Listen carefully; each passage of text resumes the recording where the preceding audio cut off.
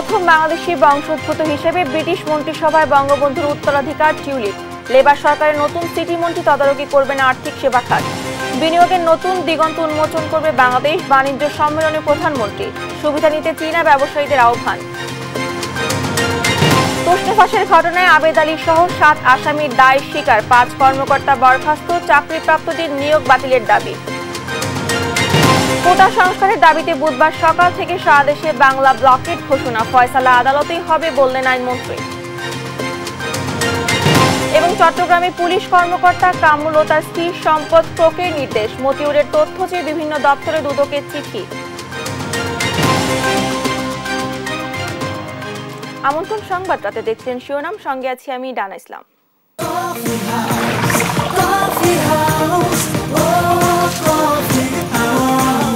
Coffee house, প্রতি চুমুকে আড্ডা জমে। এবারে বিস্তারিত। যুক্তরাজ্যের নতুন নগরমন্ত্রী হলেন বঙ্গবন্ধুর নাতনি টিউলিপ সিদ্দিক। ব্রিটেনের নতুন সিটি মন্ত্রী হিসেবে আর্থিক সেবা খাতকে তদারকি করতে হবে টিউলিপকে।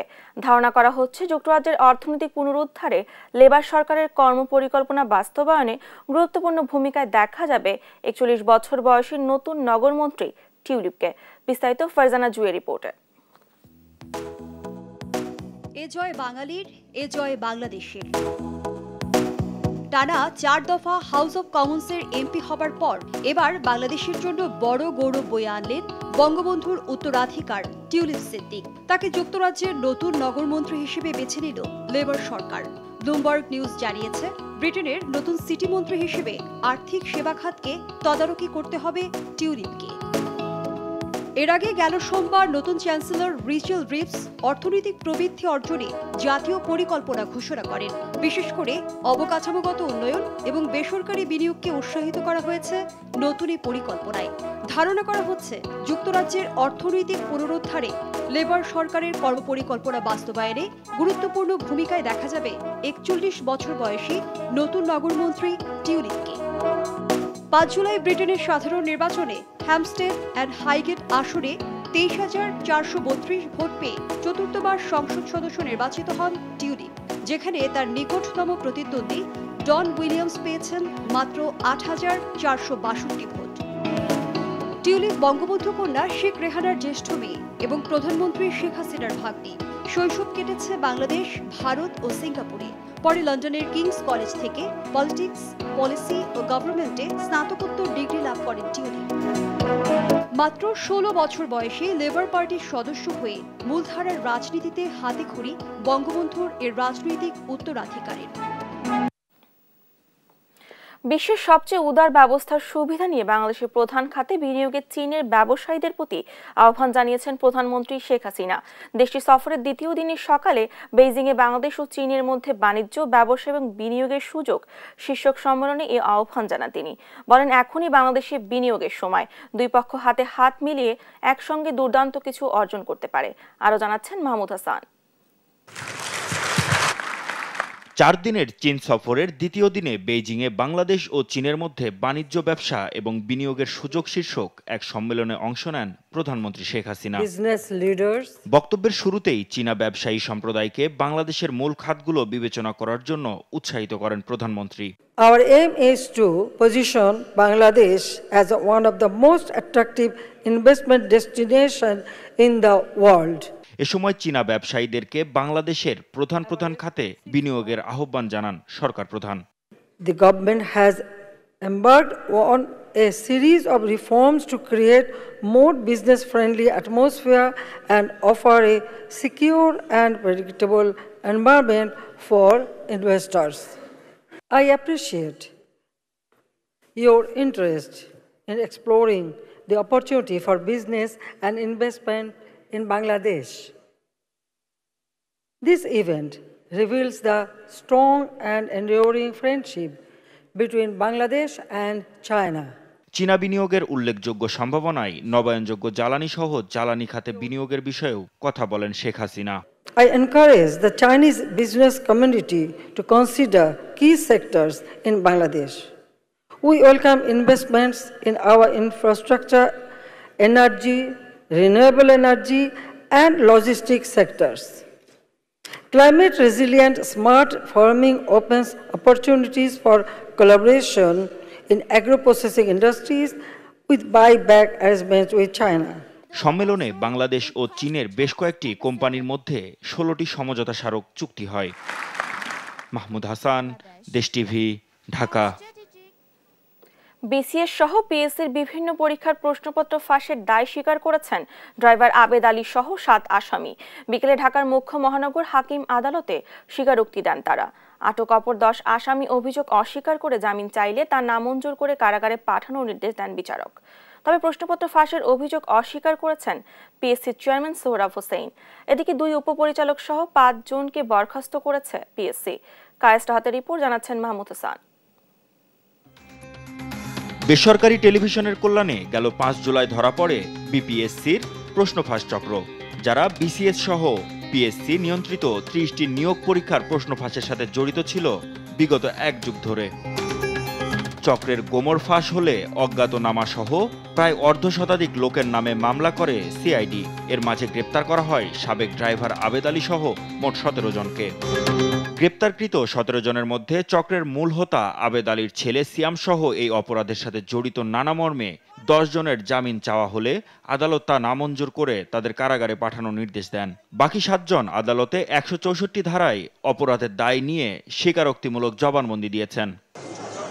শুনানি শেষে আসামিপক্ষের আইনজীবী দাবি করেন 164 ধারায় জবানবন্দি আইনসম্মত হয়নি। এটা একটা আমার কাছে মনে হয় পত্রিকা যদি একটা পত্রিকার নিউজ একটা হয়েছে, মিডিয়া একটা নিউজ হয়েছে, একটা মামলা না করলে কেমনে হয়? এই জন্যই একটা আমাদের নিরীহ আসামিগুলোকে ধরে এনে এই মামলা দিয়েছে বলে আমরা মনে করি।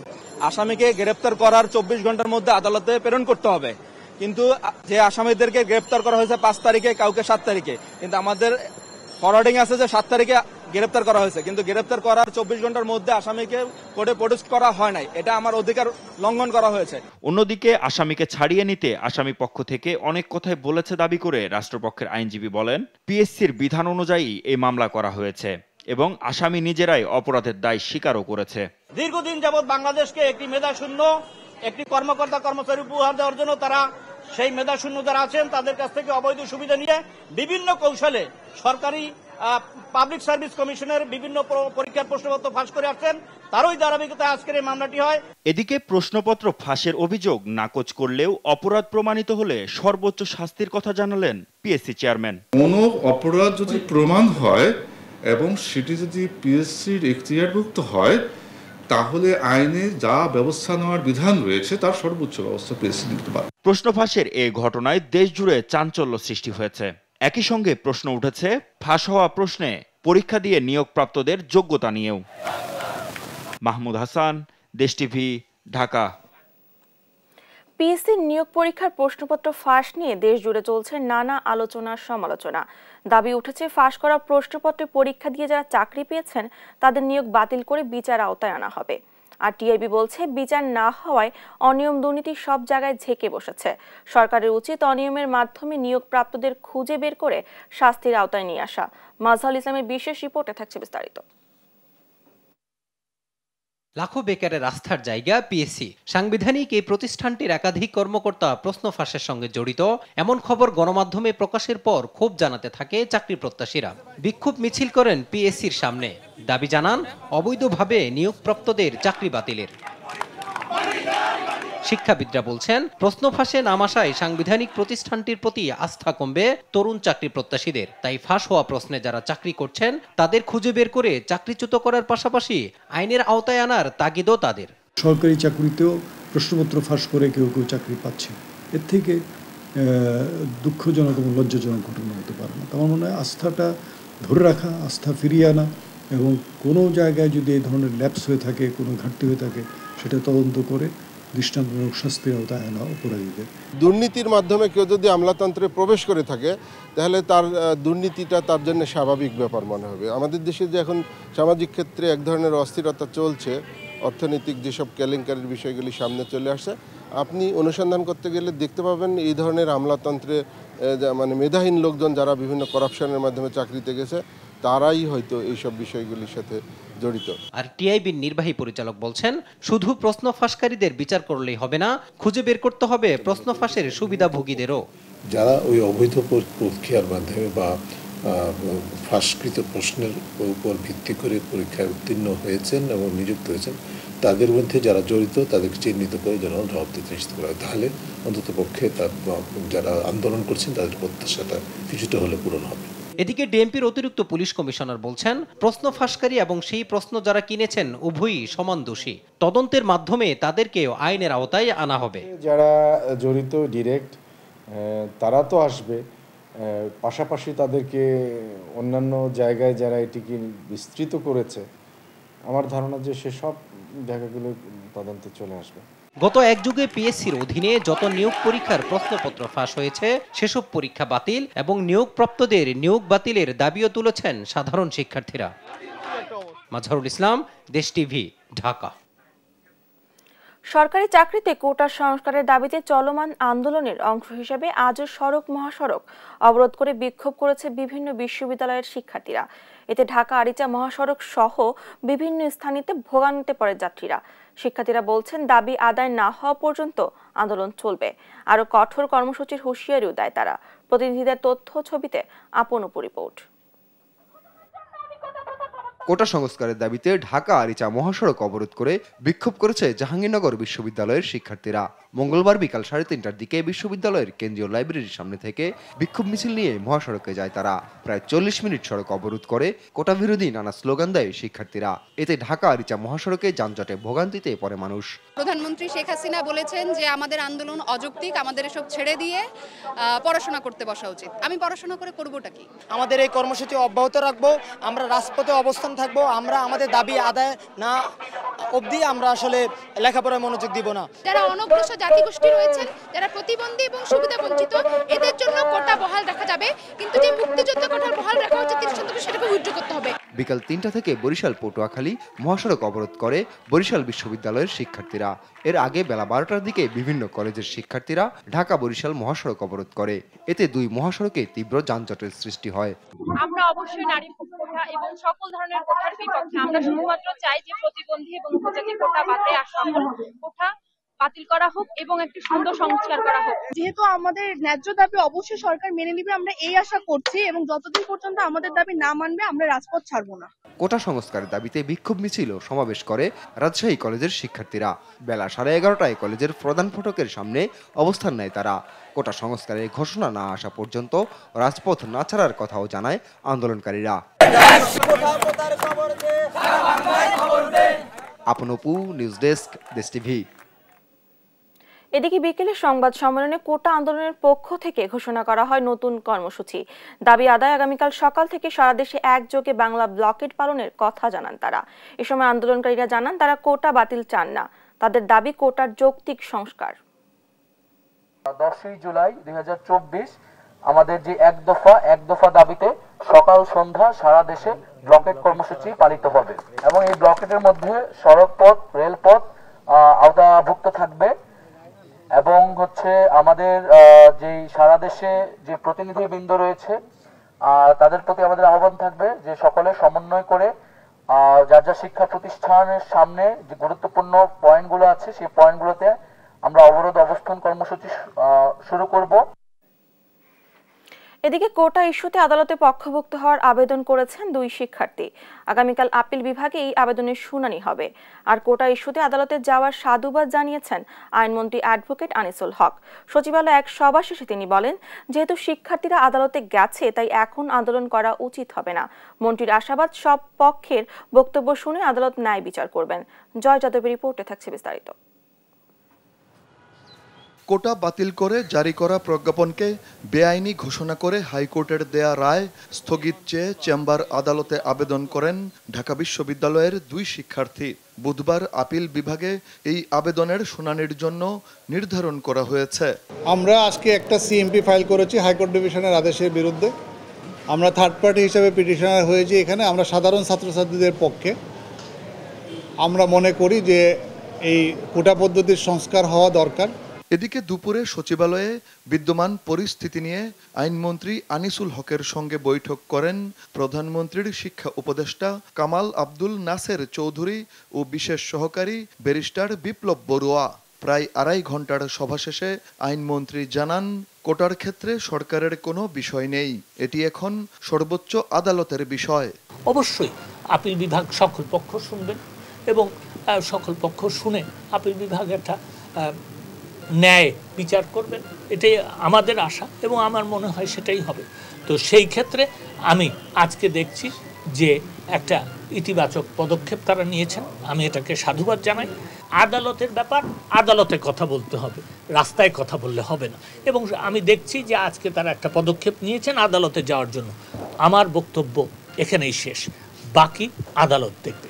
শিক্ষার্থীরা যখন আদালতে পক্ষভুক্ত হয়েছেন তখন রাজপথে আন্দোলন করা উচিত হবে না বলেও মন্তব্য করেন আইনমন্ত্রী। ঘটনা ঘটছে আদালতে, যদি রাজপথে এখানে আন্দোলন করে বা চেঁচামেচি করে বা বকাবাদ্য করে এটার কিন্তু নিরসন হবে না, এবং এটা করলে যেটা হয় একটা পর্যায়ে হয়তো আদালত অবমাননাও হয়ে যেতে পারে। এবং আমি আশা করব যে যেহেতু তারা আদালতে যাওয়ার সিদ্ধান্ত নিয়েছেন, তারা আন্দোলন উইথড্র করবেন। জয় যাদব, দেশ টিভি, ঢাকা। প্রত্যয় পেনশন স্কিম প্রত্যাহারের দাবিতে শিক্ষকদের কর্মবিরতিতে ভেঙে পড়েছে পাবলিক বিশ্ববিদ্যালয়ের সব কার্যক্রম, যার প্রভাব পড়েছে অধিভুক্ত শিক্ষা প্রতিষ্ঠানেও। বিপাকে পড়েছেন সেবা নিতে আসা সাবেক ও বর্তমান শিক্ষার্থীরাও। বিস্তারিত মাজহার ইসলামের প্রতিবেদনে। আন্দোলনের নবম দিনেও স্থবির ঢাকা বিশ্ববিদ্যালয় সহ দেশের সব পাবলিক বিশ্ববিদ্যালয়, বন্ধ সব ধরনের একাডেমিক এবং প্রশাসনিক কার্যক্রম। স্লোগান আর বিক্ষোভে নিজেদের দাবিদার যৌক্তিকতা তুলে ধরেন কর্মকর্তা কর্মচারীরাও। আন্দোলনের দীর্ঘ সময় পরও সরকারের কোনো মহল শিক্ষকদের সঙ্গে যোগাযোগ না করায় ক্ষোভ জানান অনেকেই। যারা বেতনভোগী নয় তাদেরকে এই কোন একটা স্কিমের আওতায় আনা হবে, আমাদের কথা বলা হয়নি, সেটা করলেন কেউ। উনি বলেছিলেন শিক্ষকদের সুপার গ্রেড দেওয়া হবে, সেটা করলেন না কেউ। তারপরে উনি যেটা বলেন শিক্ষক সম্পর্কে সেটা হবে না, যেটা করতে চান না সেটা হচ্ছে। দুঃখজনক, আজ খুব কষ্ট হয়, ইউনিভার্সিটির সবগুলো বন্ধ হয়েছে, কেউ আলোচনা করছে না। শিক্ষকদের আন্দোলন নিয়ে সরকার উদ্বিগ্ন নয়, আওয়ামী লীগ সাধারণ সম্পাদক ওবায়দুল কাদেরের এমন বক্তব্য নিয়েও কথা বলেন তারা। সেই কৃতি ছাত্র, কৃতি নেতা, আপনি অত্যন্ত মেধাবী একজন নেতা মানুষ, নির্দ্বিধায় আপনি ভুলটি স্বীকার করে ওই বোঝাবুঝির জায়গায়, ভুলের জায়গায় থেকে, মিস্টেক থেকে সংশোধন করে অবিলম্বে ওই আমাদের যে পেনশন ব্যবস্থা সেটি ফিরিয়ে দিন, প্রত্যাহার করুন। বরং শিক্ষকদের ডেকে কথা বলুন যে শিক্ষকদের জন্য আর কি করা যায়। সাধারণ শিক্ষার্থীরা জানান, চলমান আন্দোলনে সবচেয়ে বেশি বিপাকে তারা, শঙ্কিত নিজেদের ভবিষ্যৎ নিয়েও। মাজহারুল ইসলাম, দেশ টিভি, ঢাকা। কোটা আন্দোলনে ছাত্রলীগ বা আইন শৃঙ্খলা বাহিনী যাতে কোনো উস্কানি না দেয় সে বিষয়ে নির্দেশনা দিয়েছেন প্রধানমন্ত্রী শেখ হাসিনা। সকালে বঙ্গবন্ধু এভিনিউয়ে বাংলাদেশ আওয়ামী লীগের যৌথ সভায় দেয়া বক্তব্যে এই কথা বলেন দলের সাধারণ সম্পাদক ওবায়দুল কাদের। বলেন, সরকার কোটা ও পেনশন নিয়ে আন্দোলনের সতর্কভাবে পর্যবেক্ষণ করছে। তৌফিক মাহমুদ মুনা রিপোর্টে থাকছে বিস্তারিত। সরকারি চাকরিতে কোটা ব্যবস্থা বাতিলের দাবিতে দীর্ঘমেয়াদে আন্দোলনের প্রস্তুতি নিচ্ছে বাংলাদেশের বিশ্ববিদ্যালয় ও কলেজের শিক্ষার্থীরা। গঠন করা হয়েছে বিশ্ববিদ্যালয় শিক্ষার্থীদের নিয়ে 65 সদস্যের একটি কমিটি। একই সাথে আগামী 3 দিন ব্যাপী অবরোধ কর্মসূচির পাশাপাশি সারা দেশে গণসংযোগ ও শিক্ষা প্রতিষ্ঠানগুলোতে ক্লাস ও পরীক্ষা বর্জন কর্মসূচি পালন করবেন তারা। এমন পরিস্থিতিতে সকালে আওয়ামী লীগের কেন্দ্রীয় কার্যালয়ে ঢাকা মহানগর উত্তর দক্ষিণ ঢাকা জেলা আওয়ামী লীগ এবং সহযোগী ভ্রাতৃপ্রতিম সংগঠনের শীর্ষ নেতাদের সাথে যৌথ সভা অনুষ্ঠিত হয়। এই সভায় সভাপতিত্ব করেন দলের সাধারণ সম্পাদক ওবায়দুল কাদের। সবার শুরুতেই কোটা আন্দোলনে কথা বলেন ওবায়দুল কাদের। সব পক্ষের মতামত নিয়ে আপিল বিভাগ বাস্তবসম্মত সিদ্ধান্ত নেবে বলে আশা করেন ওবায়দুল কাদের। পেনশন আন্দোলন নিয়েও কথা বলেন আওয়ামী লীগ সাধারণ সম্পাদক। তিনি জানান, বিশ্ববিদ্যালয়ের শিক্ষকদের সাথে আনুষ্ঠানিক বৈঠক না হলেও তাদের সাথে যোগাযোগ আছে, এটা খুব জটিল বেশি সমস্যা না। সব পক্ষের কথা শুনে আমি মনে করি দেশের সর্বোচ্চ আদালত, অ্যাপিল বিভাগ বাস্তবসম্মত একটা সিদ্ধান্ত নেবে, এটাই আমরা আসা, এবং ওই পর্যন্ত ধৈর্য ধারণ করার জন্য আমরা সংশ্লিষ্ট সবাইকে অনুরোধ করব। সবাই শোকের মাস আগস্ট নিয়ে নেতাকর্মীদের নির্দেশনা দেন ওবায়দুল কাদের। এখন তারা কি বললো সেটা তো ব্যাপার না, আমাদের সুবিধা অসুবিধা থাকতে পারে, আমরা তাদেরকে তাদের প্রতি কোনো প্রকার অসম্মান তো আমরা করছি না। আমরা বলছি আমরা তাদের আন্দোলনটা পর্যবেক্ষণ করছি এবং সময় মতো এটা সমাধান হয়ে যাবে, এটাই আমরা আশা। তৌফিক মাহমুদ মুন্না, দেশ টিভি, ঢাকা। আওয়ামী লীগের শাসনকাল যত দীর্ঘ হবে দেশ ততই রসাতলে যাবে বলে মন্তব্য করেছেন বিএনপির মহাসচিব মির্জা ফখরুল ইসলাম আলমগীর। দেশ বিক্রির অভিযোগ করে তিনি বলেন, সরকার পতনের মধ্য দিয়েই সবকিছু ফিরিয়ে আনা সম্ভব। আরও জানাচ্ছেন সাইফুল রিপন। বিএনপি চেয়ারপারসন খালেদা জিয়ার রোগ মুক্তি কামনায় নয়াপল্টনের মাওলানা ভাসানী মিলনায়তনে দোয়া মাহফিল আয়োজন করে ঢাকা মহানগর উত্তর ও দক্ষিণ বিএনপি। যে কোনো মূল্যে আন্দোলন সংগ্রামের মধ্য দিয়ে এই নেত্রীকে মুক্ত করতে হবে। দোয়া ও মোনাজাতের আগে বিএনপি নেতারা দাবি করেন, আন্দোলনের মধ্য দিয়ে সরকার জনবিচ্ছিন্ন হয়ে পড়েছে, এখন আইন শৃঙ্খলা বাহিনীর ওপর ভর করে ক্ষমতায় টিকে আছে। গত আন্দোলনের মধ্য দিয়ে জনগণ থেকে আমরা তাকে বিচ্ছিন্ন করেছি, তারপরও লজ্জা শরমহীন আজকের এই সরকার জোর করে পুলিশ, র্যাব, সেনাবাহিনী দিয়ে আজকে ক্ষমতায় দখল করে বসে আছে। দেশ নেত্রী মুক্তির সঙ্গে এদেশের আপামর জনসাধারণের, এদেশের সাধারণ মানুষের মুক্তির এবং গণতন্ত্রের সঙ্গে সম্পর্ক নিহিত রয়েছে। আজকে দেশের যে অবস্থা, এই অবস্থায় মানুষের কোনো কথাই এই সরকার কর্ণপাত করছে না, তারা তাদের মতো করে চলছে। আর বিএনপি মহাসচিব বলেন, সরকারের ফ্যাসিবাদী মনোভাবের কারণেই 7 বছরেও বিএনপি চেয়ারপারসনকে মুক্ত করা যায়নি। আমরা তাকে এখনো মুক্ত করতে পারিনি। কারণ তো প্রধান কারণ হচ্ছে যে এখন বাংলাদেশে যে শাসক আওয়ামী লীগ, তারা পুরোপুরি একটা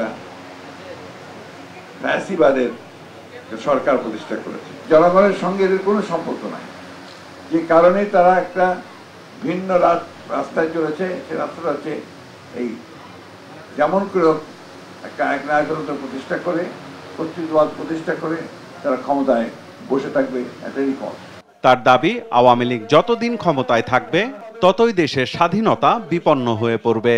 আজকে সরকার ক্ষমতায় যতদিন থাকবে আমাদের স্বাধীনতা থাকবে না, আমাদের সার্বভৌমত্ব থাকবে না, আমাদের অর্থনীতি ধ্বংস হয়ে যাবে, শিক্ষা ব্যবস্থা ধ্বংস হয়ে যাবে। এমন একটা বিষয় নাই জায়গা আজকে ধ্বংস হয়ে যায়। আপনি দেখুন আজকে বিভিন্ন জায়গায় যাচ্ছে কি আপনার ভালো সম্পর্কের নাম করে তাকে ক্ষমতায় টিকিয়ে রাখবে, এই কথা বলে সে বিভিন্ন করে আমাদের দেশকে বিক্রি করে দিচ্ছে। এই দেশের মুক্তি, গণতন্ত্রের মুক্তি, সব কিছুতে মূলে একটা আওয়ামী লীগ। এই আওয়ামী লীগকে যদি আমরা সরাতে পারি তাহলে সমস্ত বিষয়গুলোকে আমরা ফিরিয়ে আনতে পারবো। ঢাকার 2 মহানগরের নতুন নেতৃত্ব আগামী দিনের আন্দোলন সংগ্রামে গুরুত্বপূর্ণ ভূমিকা রাখবে বলেও আশা প্রকাশ করেন বিএনপি মহাসচিব। ঢাকা মহানগর আরো শক্তিশালী হয়ে উঠবে। সাইফুল রিপন, দেশ টিভি, ঢাকা। দেখছেন সংবাদ রাত।